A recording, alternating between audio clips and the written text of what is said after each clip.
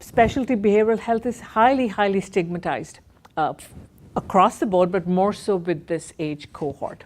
So most of them, most older adults will not seek their mental health treatment in a specialty, say, community mental health program, or go to a community-based psychiatrist as someone they'll go to first. They will first talk to their primary care provider. So integrating behavioral health into primary care, especially for older adults, becomes critical. In community dwelling older adults, it is as high as 20% of older adults experience depression and anxiety. And in nursing homes, it is even higher, as close to 50% of nursing home residents. So I would say the most common mental health diagnoses that older adults would present in a primary care setting would be depression and anxiety.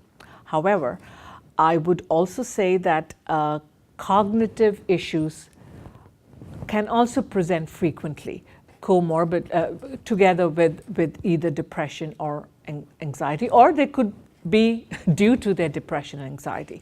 So having knowledge about cognitive screening tools would be essentials. What I have noticed in my 30 years of practice, very often older adults get very quickly misdiagnosed or with dementia. Because often when they present with depression in primary care, it's not your typical depression symptoms which are at the fore. It's really aches and pains. It's really memory and cognition problems. It's energy, lack of energy. So often they get misdiagnosed with dementia, and then obviously are not treated for the depression. And then it's a cascading effects on all their other medical diagnoses. Clinicians should have awareness about what are some tools used to screen for cognition. Two of the more commonly used ones now are called SLUMS, St. Louis University Cognitive Screen, and the MoCA, which is the Montreal Cognitive Assessment.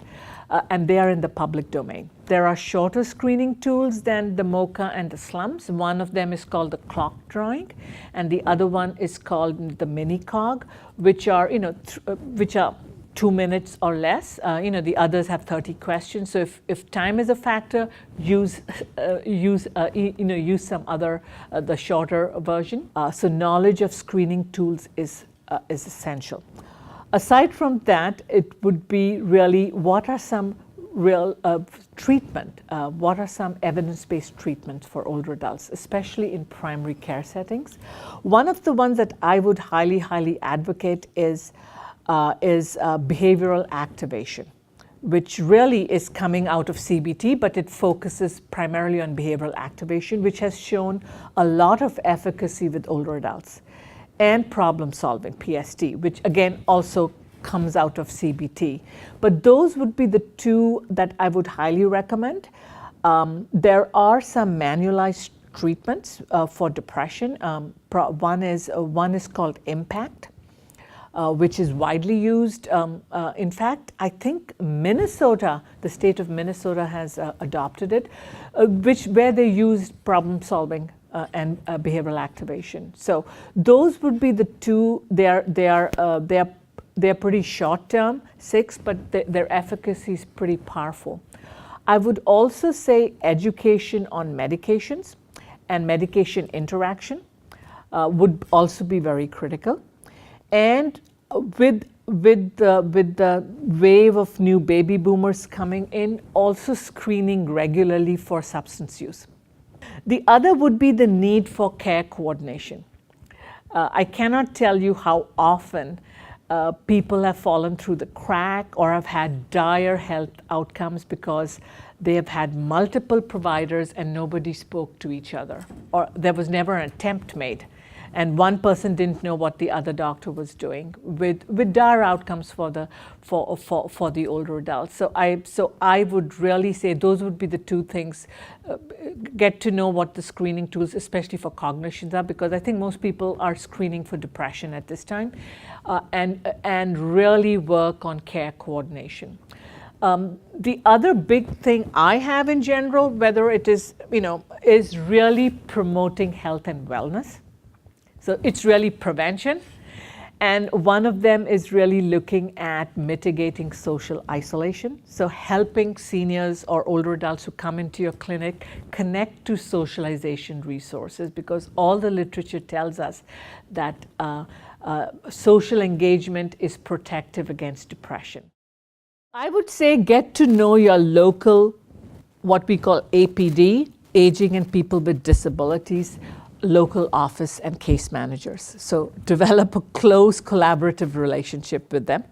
APD is part of Oregon's Department of Human Services, and they are the folks who provide in-home care. They are the folks who have the ability to see whether someone is eligible for long-term care services. So get to know your local APD partners well. They have case managers. They have transition coordinators. So get to know them.